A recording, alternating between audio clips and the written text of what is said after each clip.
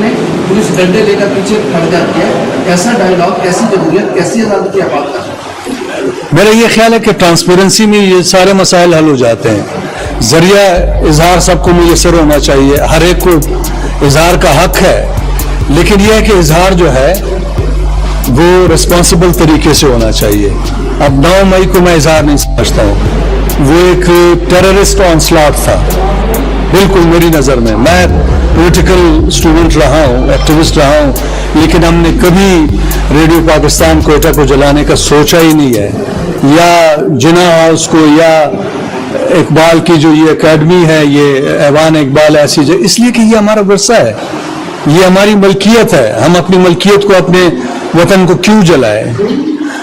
Again मैं ये कहूँगा कि लीडर वो होता है जो बेगरज होता है, जो सखी होता है, जो बांटने वाला होता है, जो जमा करने वाला नहीं होता कि वो जेबें भरे। लिहाजा वो लीडर जो चाहते हैं कि उनके वर्कर्स जो हैं उनसे भी बेहतर हों, वो इस ज़मीन पे रहमती का बाहिस होते हैं और दूसरे ज़हमत।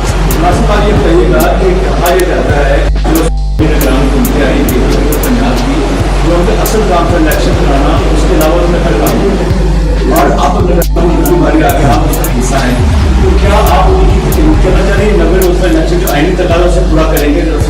अच्छा, मैं अपनी बात करता हूँ। मुझे जब दावत दी गई तो मैं समझा कि मैं मेहमान हूँ प्राइम मिनिस्टर प्रेसिडेंट हाउस में। जब एंटर होने लगा तो मुझे व्हाट्सएप का मैसेज आया, कार्ड भेजा था जो मुझे नहीं मिला था, वो ये कि जी आप फेडरल मिनिस्टर के तौर पे हल्फ उठाने प्लीज तशरीफ लाएं।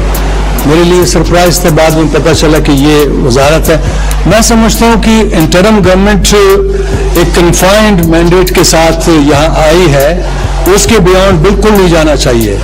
हमारा नस्बुलहन ये है कि जितना कर सके, जो ऑलरेडी मौजूद है उसमें जितना इजाफा कर सके विदाउट वायलेटिंग एनी लॉज या कन्फाइंस वगैरह हम करेंगे। इलेक्शन कमीशन का काम है इंतखाबात करवाना, हम फैसिलिटेट करेंगे।